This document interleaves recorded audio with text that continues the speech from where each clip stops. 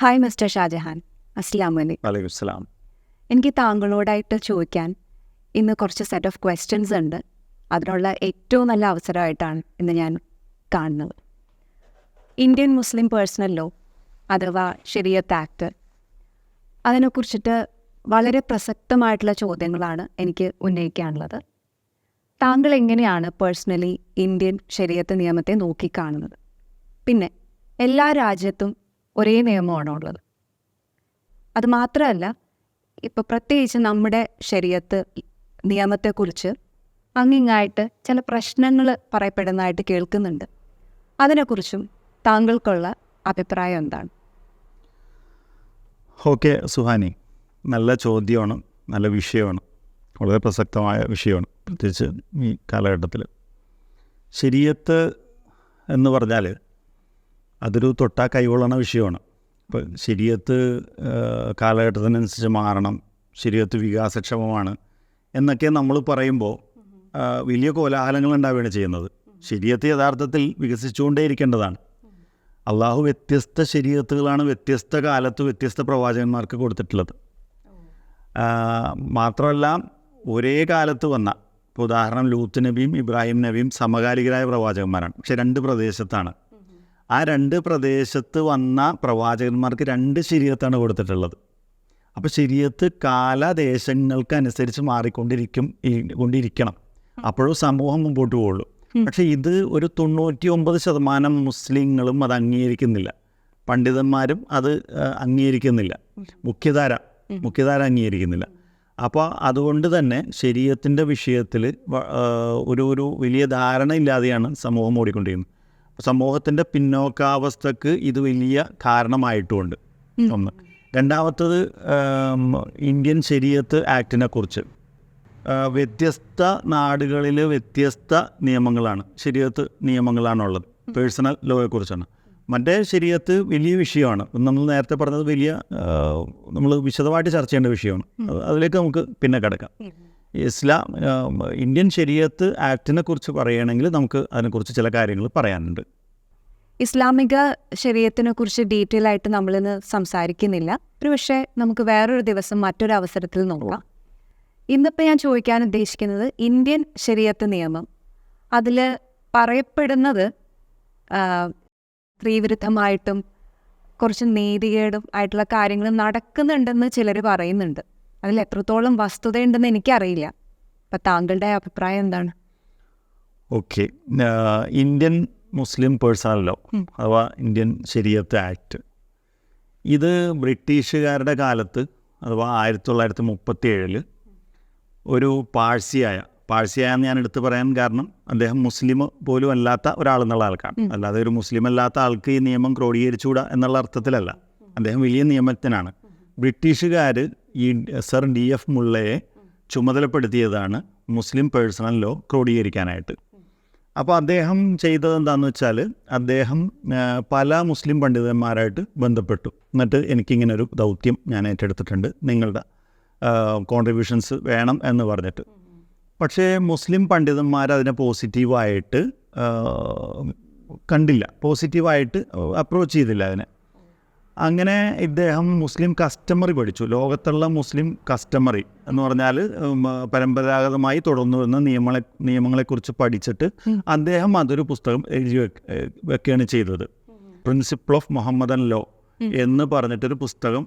ഈ പുസ്തകത്തിനെ ആധാരമാക്കിയാണ് നിലവിൽ ഇന്ത്യൻ ശരീഅത്ത് ആക്ട് എന്ന് പറയുന്നത്. എന്ന് പറഞ്ഞാൽ നിലവിൽ ഒരു കോടതിയിലൊരു കേസ് പോയാൽ ഈ വിഷയത്തിൽ ഈ മുള്ള എഴുതിയ പുസ്തകത്തെ ആധാരമാക്കിയാണ് വിധി വരുന്നത്. അപ്പോൾ ഇതാണ് സംഭവം കാര്യം. അദ്ദേഹം ഒരു ഖുർആൻ പണ്ഡിതനായിരുന്നില്ല. അതുകൊണ്ട് തന്നെ ഈ നമ്മുടെ നിയമം, ഈ മുസ്ലിം ശരിയ ലോ ഒരു ഖുർആനെ ആധാരമാക്കിയാണ് എന്ന് നമുക്ക് പറയാനും കഴിയില്ല. എന്ന് പറഞ്ഞാൽ സാധ്യതയില്ല, കാരണം അദ്ദേഹം ഖുർആൻ പണ്ഡിതനല്ല, അതുകൊണ്ട് അദ്ദേഹം ഖുർആൻ ആധാരമാക്കിയിട്ടുള്ളത്. അദ്ദേഹം മുസ്ലിം കസ്റ്റമറിയാണ് ഇതിനെ ആധാരമാക്കിയിട്ടുള്ളത്. അതിൽ ഒരുപാട് സ്ത്രീവിരുദ്ധമായ നീതിവിരുദ്ധമായ നിയമങ്ങളുണ്ട്. ബ്രിട്ടീഷുകാരുടെ 1937 മുതൽ നിലവിൽ ഉള്ള നിയമങ്ങളാണ്. അത് എന്താ പ്രശ്നം എന്ന് വെച്ചാൽ, നിലവിലുള്ള നമ്മുടെ സമുദായ നേതൃത്വം ഈ വിഷയം തീരെ കൈകാര്യം ചെയ്യുന്നില്ല എന്നുള്ളതാണ് ഒരു പ്രധാന വിഷയം. അതൊരു തീർത്തും സങ്കടകരമായ അതെ അതെ കാര്യമാണ് അതെ അല്ലേ? അതെ എനിക്ക് ചിലത് പ്രത്യേകമായിട്ട് ചോദിക്കാനുണ്ട്, ചില ക്വസ്റ്റ്യൻസ്. പക്ഷെ ഞാനത് അവസാനം ചോദിക്കുന്നുള്ളൂ. ഇതിലെ പ്രശ്നങ്ങൾ നേരത്തെ പറഞ്ഞ സ്ത്രീവിരുദ്ധത നിറഞ്ഞ കാര്യങ്ങളൊക്കെ ഉണ്ടെന്ന് പറഞ്ഞല്ലോ. അപ്പം അത്തരം പ്രശ്നങ്ങൾ എന്തൊക്കെയാണ്? താങ്കൾ എങ്ങനെയാണ് ഇതിനെ നോക്കിക്കാണുന്നത്? ഇന്ത്യൻ ശരീഅത്ത് ആക്ട് അഥവാ മുസ്ലിം പേഴ്സണൽ ലോ എന്ന് പറയുന്നത് സിവിൽ നിയമങ്ങളാണ്.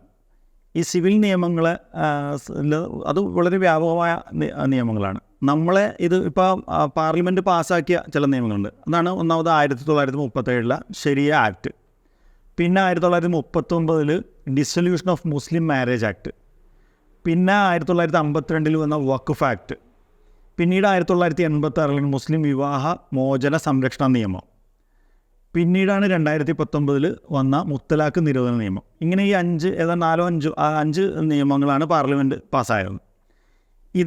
ഇത് യഥാർത്ഥത്തിൽ പറഞ്ഞതുപോലെ മുള്ള എഴുതിയ പ്രിൻസിപ്പിൾ ഓഫ് മുഹമ്മദൻ ലോ എന്ന് പറഞ്ഞ പുസ്തകത്തെ ആസ്പദമാക്കിയാണ് മുസ്ലിം പേഴ്സണൽ ഈ കേസുകൾ വരുമ്പോൾ കോടതി വിധിക്കുന്നത് പറഞ്ഞല്ലോ. നമ്മളെ സംബന്ധിച്ചിടത്തോളം 5 കാര്യങ്ങളിലാണ് നമ്മളെ ഇത് ബാധിക്കുന്നത്. അതിലൊന്ന് വിവാഹമോചനം, പിന്തുടർച്ചാവകാശം, ദത്ത് നിയമം, വഖഫ്. ഈ 5 വിഷയങ്ങളാണ് നമ്മളെ ബാധിക്കുന്നത്.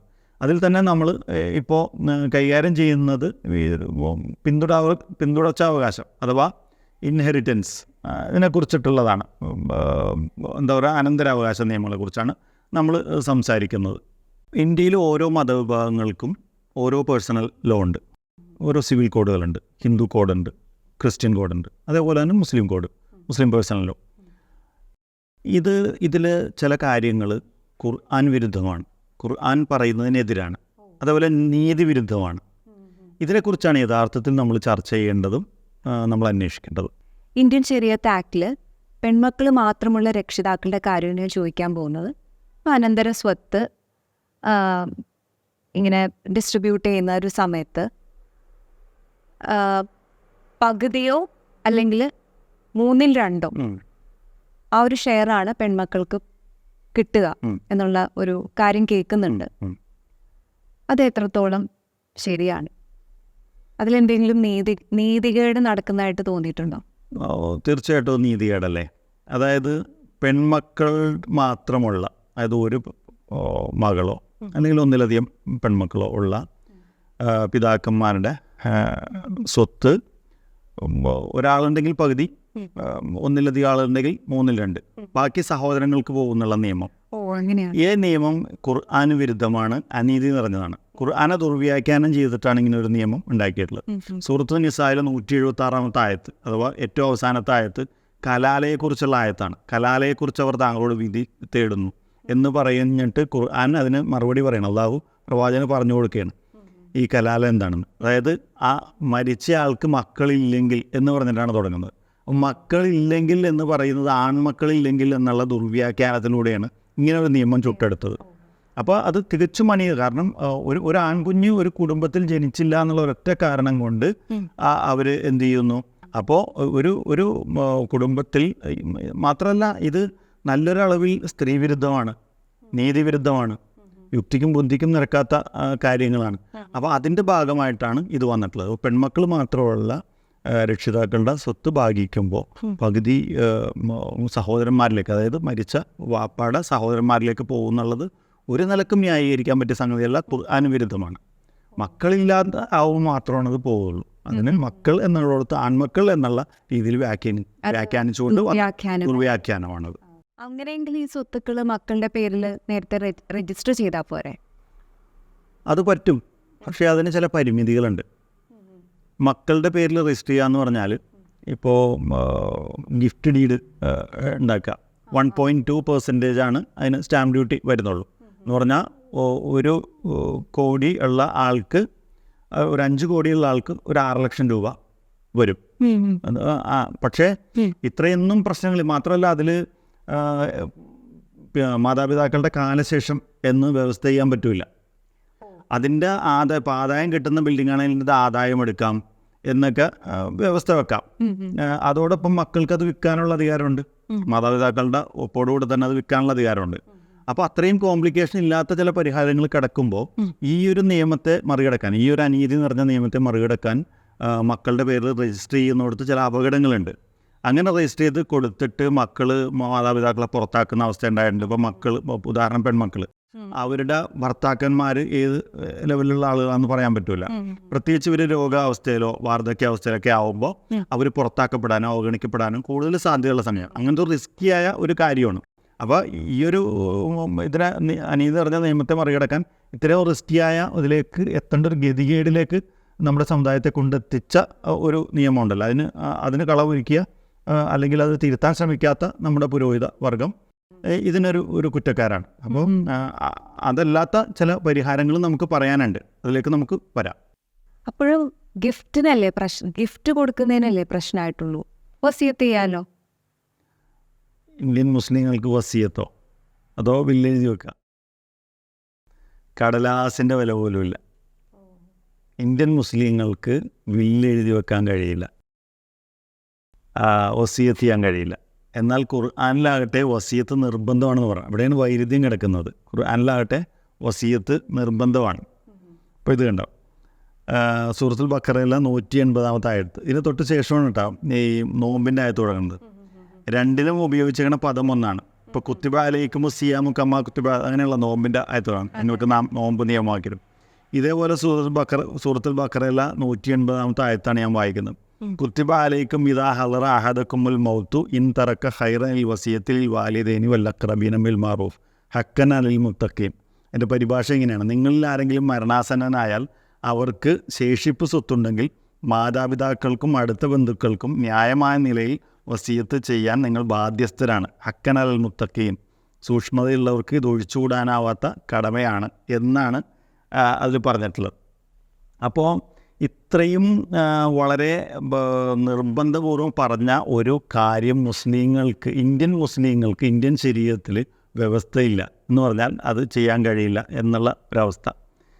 മാത്രമല്ല, ഇതിനെക്കുറിച്ച് പുരോഹിതന്മാർ പറയുന്നത്, അതായത് മുസ്ലിം മത സമുദായ നേതൃത്വം പറയുന്നത് എന്താണെന്ന് വെച്ചാൽ, അത് അനന്തരാവകാശ നിയമം വന്നപ്പോൾ ഈ ഒരു നിയമം നെസ്റ്റായിപ്പോയി, ദുർബലപ്പെട്ടു പോയിന്ന്. ഈ ഒരു ദുർബലതാവാദമുണ്ട് മുസ്ലിങ്ങൾക്ക്. ഖുർആനിൽ കുറേ ആയത്തുകൾ ദുർബലപ്പെട്ടതാണ്. അങ്ങനെ എല്ലാ ദുർബലമായ ആയത്തുകളും കൂടെ ചേർത്ത് ഏതാണ്ട് ഖുർആൻ്റെ 1/3 വരും ഈ ദുർബലപ്പെട്ട നെസ്ഖ് ചെയ്യപ്പെട്ട ആയത്തുകളിൽ നിന്നാണ് വിശ്വസിക്കുന്നത്. ഈ ഇത് അള്ളാഹുവിന് ആദ്യമേ തന്നെ അറിയാമായിരുന്നു എന്നുള്ളത് കൊണ്ട്, ഇങ്ങനെ ഒരു വാദം വരുന്നുള്ളതുകൊണ്ട് അനന്തരാവകാശ നിയമത്തിനെ പ്രതിപാദിക്കുന്ന 2 ആയത്തുകളിലും അള്ളാഹു എന്ത് ചെയ്തു, വസിയത്തിനെ കയറ്റി എന്നുള്ളതാണ്. അതായത് സൂറത്തുൻ നിസായിൽ 11-ാമത്തെയും 12-ാമത്തെ ആയത്തിലാണ് വരുന്നത്. അതിൽ മിംബാദി വസിയത്തിൻ യൂസി ബിഹ ഔദൈൻ എന്നാണ് ഒരായത്തിൽ പറയുന്നത് 11-ാമത്തെ. 12-ാമത്തെ ആയത്തിൽ പറയുന്നത് മിംബാദി വസിയത്തും തൗസൂന ബിഹ ഔദൈൻ. അതായത് അനന്തരാവകാശ നിയമം, അത് സ്വത്ത് പങ്കുവെക്കേണ്ടത് ഈ മരിച്ച ആളുടെ വസിയത്തും കടം കഴിഞ്ഞതിന് ശേഷമാണ് ഇത് ചെയ്യേണ്ടതെന്നാണ്. അപ്പോൾ അതുകൊണ്ട് അത്രയും നിർബന്ധമായ, അപ്പോൾ അനന്തരാവകാശ നിയമം വന്നതോടുകൂടെ മറ്റേത് വസിയത്ത് ചെയ്യണമെന്നുള്ള നിർബന്ധം ദുർബലപ്പെട്ടു എന്ന് പറയുന്നവർക്കുള്ള മറുപടിയാണ് അനന്തരാവകാശ നിയമത്തിൽ തന്നെ വസിയത്തും കടവും കഴിച്ചാണ് സ്വത്ത് വീതം വെക്കേണ്ടതെന്ന് പറയുന്നത്. അപ്പോൾ ആ വാദത്തിനും പ്രാബല്യമില്ല. പക്ഷേ എന്നിട്ടും മുസ്ലിങ്ങൾക്ക് ഇസ്ലാമിക ശരീഅത്തിൽ ഈ മുസ്ലിം പേഴ്സണൽ ലോയിൽ എന്തില്ല, വസിയത്ത് ചെയ്യാൻ പാടില്ല, വില്ലെഴുതാൻ പാടില്ല എന്ന് പറഞ്ഞാൽ തൻ്റെ സ്വത്ത് തനിക്ക് എന്ത് ചെയ്യണമെന്ന് തീരുമാനിക്കാനുള്ള ഒരു അധികാരവും ഇല്ലാത്ത ഒരു അവസ്ഥയാണ് മുസ്ലിം സമൂഹത്തിലുള്ളത്. അപ്പോൾ പിന്നെ എന്താണ് ഇതിൽ പരിഹാരം? അതെ, അതാണ് ഇതിലെ ചോദ്യം. വളരെ എളുപ്പമുള്ളൊരു പരിഹാരമുണ്ട്. നേരത്തെ പറഞ്ഞ പരിഹാരങ്ങൾക്കൊക്കെ ഒരുപാട് ലിമിറ്റേഷൻ ഉണ്ട്, പണച്ചെലവുള്ളതാണ്, കുറേ റിസ്ക് ഉള്ളതാണ്. ഏറ്റവും എളുപ്പം പരിഹാരം സ്പെഷ്യൽ മാരേജ് ആക്ട് 1957 പ്രകാരം, അഥവാ SMA പ്രകാരം ഈ പെൺമക്കൾ മാത്രമുള്ള രക്ഷിതാക്കൾ വിവാഹം രജിസ്റ്റർ ചെയ്യുക എന്നുള്ളതാണ്. രജിസ്റ്റർ ഓഫീസിൽ പോയി വിവാഹം രജിസ്റ്റർ ചെയ്യുക എന്നുള്ളതാണ്. അങ്ങനെ രജിസ്റ്റർ ചെയ്താൽ ഇന്ത്യൻ ഭരണഘടന പ്രകാരമുള്ള പിന്തുടർച്ചാവകാശമായിരിക്കും അവർക്ക് ഇത് ചെയ്യുക, ബാധകമാവുക. അപ്പോൾ ഇത് വളരെ ചിലവ് കുറഞ്ഞതും വളരെ എളുപ്പമുള്ളൊരു സംഗതിയാണ്. ഇനിയിപ്പോൾ പാർലമെൻറ്റിൽ നിയമം പാസ്സാക്കിയും സുപ്രീം കോടതി അംഗീകരിച്ചു അതിനൊന്നും കാത്തു വെക്കണ്ടില്ല. അതൊക്കെ എന്നോ നടക്കേണ്ട സംഗതിയാണ്. എന്നോ നടക്കില്ല നമുക്ക് ഉറപ്പില്ല. ഇപ്പോൾ നിലവിൽ ഈ പ്രശ്നത്തെ, ഈ അനീതിയെ പരിഹരിക്കാനുള്ള ഏക മാർഗം സ്പെഷ്യൽ മാരേജ് ആക്ട് പ്രകാരം ഓരോ രക്ഷിതാക്കളും, പ്രത്യേകിച്ച് പെൺമക്കൾ മാത്രമുള്ള രക്ഷിതാക്കൾ രജിസ്റ്റർ ചെയ്യുക എന്നുള്ളതാണ്. അത് ഒരു മതനിയമത്തിനും അത് തടസ്സമല്ല. കാരണം ഒരു അനീതിയെ ചെറുക്കാനായിട്ട് നമ്മളൊരു മാർഗം കണ്ടെത്തുന്നുള്ള. നിലവിൽ ഇന്ത്യയിലെ ഈ പിന്തുടർച്ചാവകാശ നിയമമുണ്ടല്ലോ, ഇന്ത്യൻ ഭരണഘടന പ്രകാരമുള്ള പിന്തുടർച്ചാവകാശ നിയമമാണ് കൂടുതൽ ഇസ്ലാമികമായിട്ടുള്ളത് മുസ്ലിം പേഴ്സണൽ ലോയേക്കാൾ. അപ്പോൾ അതാണ് അതിൻ്റെ ഒരേ ഒരു മാർഗം. ഇപ്പോൾ സ്പെഷ്യൽ മാരേജ് ആക്ടിൻ്റെ കാര്യം പറഞ്ഞപ്പോൾ അങ്ങനെ വരുമ്പോൾ മുമ്പ് ആചാരപ്രകാരം നടന്നിട്ടുള്ള നിക്കാഹിൻ്റെ സ്ഥിതി എന്താണ്? ഒരു കുഴപ്പമില്ല, അതാണ് നിക്കാഹ്. അതായത് മുസ്ലിം മതാചാരപ്രകാരം നടക്കുന്ന നിക്കാഹിനെ ഇത് ദുർബലപ്പെടുത്തുന്നൊന്നുമില്ല. ഇത് നമ്മൾ കോർപ്പറേഷനിലും പഞ്ചായത്തിലൊക്കെ വിവാഹം രജിസ്റ്റർ ചെയ്യുന്നു, മരണം രജിസ്റ്റർ ചെയ്യുന്നു, ജനനം രജിസ്റ്റർ ചെയ്യുന്നുണ്ടല്ലോ. അതുപോലെ മറ്റു രജിസ്ട്രേഷനാണ് സ്പെഷ്യൽ മാരേജ് ആക്ട് 1957 പ്രകാരം രജിസ്റ്റർ ഓഫീസിൽ പോയി രജിസ്റ്റർ ചെയ്യാന്നുള്ളത്. രജിസ്റ്റർ ചെയ്താൽ മാത്രം മതി. അതിൻ്റെ പ്രൊസീജിയറും വളരെ സിമ്പിളാണ്. അങ്ങനെ ചെയ്യുന്നത് മുസ്ലിം മതാചാരപ്രകാരമുള്ള നിക്കാഹിനെ ബാധിക്കുന്നതോ അല്ലെങ്കിൽ അതിനെ റദ്ദ് ചെയ്യുന്നതോ അല്ല. സ്പെഷ്യൽ മാരേജ് ആക്ട് വഴി രജിസ്റ്റർ ചെയ്യുന്നതോടുകൂടെ മതപരമായിട്ടുള്ള അവകാശങ്ങൾ നിഷേധിക്കപ്പെടുമോ? അതായത് സ്പെഷ്യൽ മാരേജ് ആക്ടിൻ്റെ കീഴിൽ വരുമ്പോൾ, അതിൽ രജിസ്റ്റർ ചെയ്ത് കഴിയുമ്പോൾ സ്ത്രീകൾക്ക് വിശേഷിച്ച് ഒരു ബെനിഫിറ്റ് ഉണ്ട് എന്ന് പറഞ്ഞാൽ അയാൾക്ക് വേറെ വിവാഹം കഴിക്കാൻ കഴിയില്ല, ബഹുഭാര്യത്വം പറ്റില്ല. പിന്നെ അതോടൊപ്പം തന്നെ മറ്റേ തലാക്ക് കോടതി വഴി മുഖാന്തരം പറ്റുള്ളൂ. അതിപ്പോൾ ഏറെക്കുറെ അങ്ങനെ തന്നെ ആയിട്ടുണ്ട്. ബഹുഭാര്യത്വത്തിലേക്ക് വരികയാണെങ്കിൽ യഥാർത്ഥത്തിൽ ബഹുഭാര്യത്വം എന്നുള്ളത് വേറെ തന്നെ ചർച്ചയ്ക്ക് വിധേയമാക്കേണ്ട ഒരു സംഗതിയാണ്. ഈ സൂറത്ത് നിസായിലെ ആയത്ത്, എനിക്ക് തോന്നുന്നു 2ാമത്തെ ആയത്താന്ന് തോന്നുന്നു, വൈൻ ഖിഫ്തും അല്ല തുക്കുസിത്തു ഫി യതാമ ഫൻകിഹു മാ താബലക്കും എന്ന് പറഞ്ഞിട്ട് ഉള്ള ആയത്ത് ബഹുഭാര്യത്വത്തിൻ്റെ ആയത്താണെന്നാണ് ഏതാണ്ട് ഭൂരിപക്ഷം മുസ്ലിങ്ങളും മനസ്സിലാക്കുന്നത്, മുഖ്യധാര മനസ്സിലാക്കുന്നത്. അത് യഥാർത്ഥത്തിൽ അനാഥ സംരക്ഷണത്തെക്കുറിച്ച് പറയുന്ന ആയത്താണ്. ബഹുഭാര്യത്വ അവകാശമാണെന്നോ അല്ലെങ്കിൽ ബഹുഭാര്യത്വ നിയമമാണെന്നോ പറയുന്ന ആയത്തല്ല. ബഹുഭാര്യത്വം എന്ന് പറഞ്ഞൊരു സംഗതിയില്ല, അനിവാര്യമായ കാരണങ്ങളുണ്ടാവും. പക്ഷെ അത് ഇതിൽ നടപ്പില്ല. അതാണോ എന്ന് പറഞ്ഞാൽ ഇന്ത്യയിലെ ക്രിസ്ത്യാനികൾക്ക് പറ്റൂല, ഇന്ത്യയിലെ ഹിന്ദുക്കൾക്ക് പറ്റൂല, അതുപോലെ ഇന്ത്യയിലെ മുസ്ലിങ്ങൾക്കും പറ്റൂല എന്നുള്ള സമയമുള്ള അത് മാത്രമാണ് പ്രധാനമായിട്ട് ഇതിൽ ഒരു എന്താ പറയുക, ഒരു നേരത്തെ ചോദിച്ചല്ലോ, എന്തെങ്കിലും അവകാശങ്ങൾ നിഷേധിക്കട്ടെ, ഇങ്ങനെ ഒരു സംഗതിയാണ് വരുന്നത്. പക്ഷേ അതിൻ്റെ പേരിൽ ഇത് ഒഴിവാക്കാൻ വേണ്ടി നമ്മൾ മറ്റേ ഇതിലേക്ക് തന്നെ പോകുമ്പോൾ, അതായത് നിലവിലുള്ള മുസ്ലിം പേഴ്സണൽ ലോയിലേക്ക് പോകുമ്പോൾ സംഭവിക്കുന്നത് അനീതി നിറഞ്ഞ ഒരു നിയമത്തെ നമ്മൾ ബാധകമാവുന്നതിന് തുല്യമാണ്. മാത്രമല്ല വളരെ രസകരമായൊരു കാര്യം എന്താണെന്ന് വെച്ചാൽ, പല പ്രമുഖരും, പെൺമക്കൾ മാത്രമുള്ള പല പ്രമുഖരും, അവർ ഈ സ്പെഷ്യൽ മാരേജ് ആക്ട് പ്രകാരം വിവാഹം ചെയ്തവരാണ്. അതിൽ വ്യവസായികളുണ്ട്, പൗരപ്രമുഖരുണ്ട്, മതസംഘടനകളുടെ തലപ്പത്തിരിക്കുന്ന നേതാക്കളുണ്ട്. ഇവരൊക്കെ ചെയ്തവരാണ്. അതിൻ്റെയൊക്കെ പലരുടെയും ഡാറ്റ നമ്മുടെ കയ്യിലുണ്ട്. പക്ഷേ അവരുടെ ഒരു സ്വകാര്യതയ്ക്ക് അത് വിരുദ്ധമാവുമെന്നുള്ളതുകൊണ്ട് നമുക്ക് അത് പറയാൻ നിവൃത്തിയില്ല ഇന്ന ആളുകളൊക്കെയാണെന്ന്. അപ്പോൾ എന്നാൽ സമൂഹത്തോട് എന്താ ഇവർ പറയുക? അനുയായികളോട് പറയുമ്പോൾ അതും മസ്തിഷ്കം പണയം വെച്ച അനുയായികളാണല്ലോ. അപ്പോൾ അവരോട് പറയുമ്പോൾ ശരീഅത്തിൽ തൊട്ട് കളിക്കരുത്, അത് മുള്ള എഴുതിയ ശരീഅത്ത് എന്ന് പറഞ്ഞാൽ അത് കൃത്യം ഇസ്ലാമിൻ്റെ നിയമവ്യവസ്ഥയാണ് എന്നൊക്കെയാണ് അനുയായികളോട് പറയുക. അവരുടെ കാര്യം സേഫാക്കി വെച്ചിട്ടുണ്ട്, സമൂഹത്തോട് തുറന്ന് പറയാറ്. ഈ അടുത്ത് ഞാൻ ഒരു പത്രത്തിൽ വായിച്ചു, മാധ്യമത്തിൽ, അതായത് മോദി ഒരു മതേതര സിവിൽ കോഡ് കൊണ്ടുവരാൻ വേണ്ടിയുള്ള ഒരു ആലോചന നടത്തിയതിനെതിരായിട്ടുള്ള ഒരു വാർത്തയാണ്. അതിൽ ഒരു പ്രമുഖ മതസംഘടനയുടെ വക്താവ്, അദ്ദേഹം പേഴ്സണൽ ലോ ബോർഡ് അംഗം കൂടിയാണ്, അദ്ദേഹത്തിൻ്റെ ഒരു പ്രസ്താവന, അത് ഞങ്ങൾ അനുവദിക്കില്ല, ശരീഅത്തിലൊരു വിട്ടുവീഴ്ചയ്ക്ക് ഞങ്ങൾ സമ്മതിക്കില്ല എന്നൊക്കെ പറഞ്ഞിട്ട് ഭയങ്കര വാർത്ത. അപ്പോൾ ഇതൊക്കെയാണ് ഇവിടെ ഇത് സംബന്ധമായിട്ട് നടക്കുന്നത് എന്നാണ് സൂചിപ്പിച്ചത്. അതും കൂടെ ഇതിൻ്റെ ഒപ്പം ചേർത്ത് മനസ്സിലാക്കേണ്ട സംഗതിയാണ്. അപ്പോൾ സമൂഹത്തെ വിഡ്ഢികളാക്കിക്കൊണ്ട് അവരവരുടെ കാര്യം സേഫാക്കുന്നുണ്ട് എന്നും കൂടെ നമ്മളതിനെക്കുറിച്ച് മനസ്സിലാക്കണം. സ്പെഷ്യൽ മാരേജ് ആക്ടിൽ രജിസ്റ്റർ ചെയ്യണതിൻ്റെ ആ ഒരു നടപടിക്രമങ്ങൾ എന്തൊക്കെയാണ്? അപ്പം അതിലെങ്ങനെയാണ് മക്കളുടെ പേരുകളൊക്കെ ചേർക്കാൻ പറ്റുക? അപ്പോൾ ഇതിനെക്കുറിച്ചൊന്ന് വിശദീകരിച്ച് പറയാം. പിന്നെ ഇങ്ങനെ ചെയ്യുന്നത് വഴി എന്താണ് പ്രത്യേകമായിട്ട് ഗുണങ്ങൾ എന്തൊക്കെയാണ്? ഓക്കെ. ഒന്ന്, സ്പെഷ്യൽ മാരേജ് ആക്ടിൻ്റെ പ്രൊസീജിയർ വളരെ എളുപ്പമാണ്. നമ്മൾ ഓൺലൈനിൽ കയറി pearl.registration.kerala.gov.in ഇതാണ്, ഗൂഗിളിൽ അടിച്ചാൽ കിട്ടും. അതിൽ കയറിയിട്ട് ആഫ്റ്റർ മാരേജ് എന്ന് പറഞ്ഞാൽ, അതായത് നമ്മൾ അപ്പോൾ കല്യാണം കഴിക്കുന്നതല്ലല്ലോ, ആഫ്റ്റർ മാരേജ് എന്ന് പറഞ്ഞാൽ ഒരു വകുപ്പുണ്ട്. അതിലാണ് നമ്മൾ നമ്മുടെ ഡീറ്റെയിൽസ് ഫില്ല് ചെയ്യേണ്ടത്. അങ്ങനെ ഹസ്ബൻഡിൻ്റെ പേര് ഫില്ല് ചെയ്യുന്നു, പ്രൊസീഡ് ചെയ്യുന്നു. പിന്നെ വൈഫിൻ്റെ പേര് ഫില്ല് ചെയ്യുന്നു, പ്രൊസീഡ് ചെയ്യുന്നു. അത് കഴിഞ്ഞ് നമ്മുടെ മറ്റേ ID പ്രൂഫും കാര്യങ്ങളുടെയൊക്കെ ഡീറ്റെയിൽസ് കൊടുക്കുന്നു.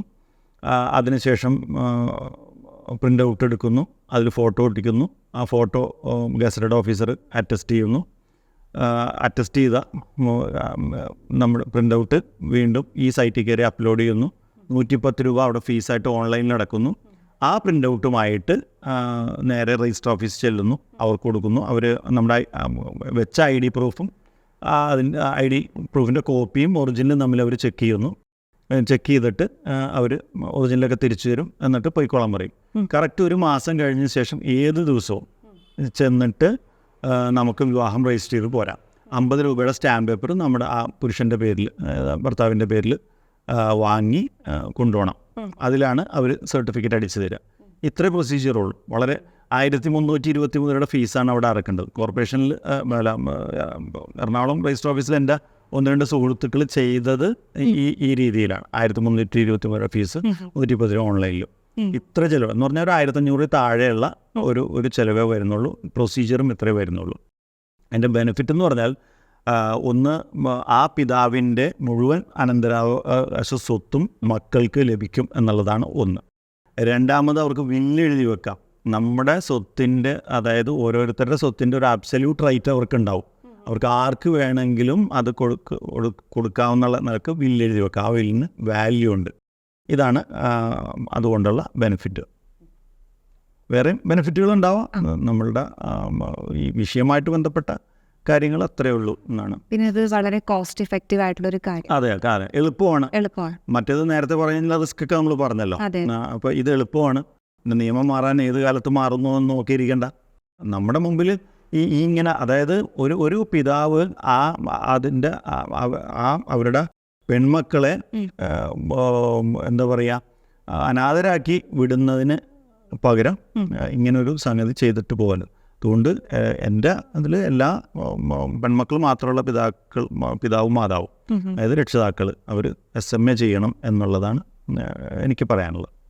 സ്പെഷ്യൽ മാരേജ് ആക്ട് നമ്മൾ തേടി പോകുമ്പോൾ ഇപ്പോൾ മാതാപിതാക്കളുടെ അവരെ സഹോദരന്മാരൊക്കെ ഉണ്ടല്ലോ, അപ്പോൾ അവർ പ്രശ്നമില്ലാത്ത ആളുകൾ അല്ലെങ്കിൽ എന്താ കുഴപ്പം?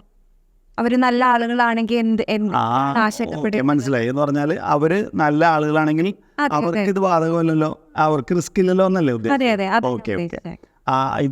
ഇത് പലരുടെയും തെറ്റിദ്ധാരണയാണ്. ഇത് എനിക്ക് തോന്നുന്നത് നമ്മുടെ ഈ ചർച്ചയുടെ മറ്റൊരു മർമ്മമാണ് ഇത്. അതായത് ഇപ്പോൾ ഒരുപാട് കുടുംബങ്ങളിലുണ്ടല്ലോ, ഒരു മകൾ മാത്രം, 2 മകൾ, 3 മക്കൾ, 3 പെൺമക്കൾ. ഇവർക്ക് അറിയാം ഈ നിയമത്തിൽ ഇങ്ങനെ ഒരു പ്രശ്നമുണ്ടെന്ന്. അവർ മരിച്ചാൽ ആ മക്കൾക്ക് 3/2 പോകുള്ളൂ, ഒരാളാണെങ്കിൽ പകുതിയേ വരുള്ളൂ എന്നുള്ള നിയമം ഉണ്ടെന്നറിയാം. അപ്പോഴും അവർ അത് കാര്യമാക്കാത്തതെന്ന് വെച്ചാൽ, അവരുടെ സഹോദരങ്ങളായിട്ട് നല്ല ബന്ധമായിരിക്കും, അവരാരും പ്രശ്നക്കാരായിരിക്കില്ല എന്ന്.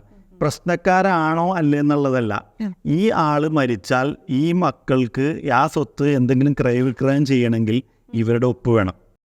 ഏത് വാപ്പയാണ് മരിക്കണമെങ്കിൽ വാപ്പയുടെ സഹോദരങ്ങളുടെ ഒപ്പ് വേണം. അവരിൽ ഒരാൾ മരിച്ചു പോയാൽ അവരുടെ മക്കളുടെ ഒപ്പ് വേണം. അപ്പോൾ അവർ ലോകത്തിൻ്റെ വിവിധ ഭാഗങ്ങളിലായിരിക്കും, അമേരിക്കയിലായിരിക്കും, ചിലർ UK ചിലർ ഓസ്ട്രേലിയ ആയിരിക്കും. എല്ലാവരും വന്ന് ഒപ്പിട്ട് കൊടുക്കണം.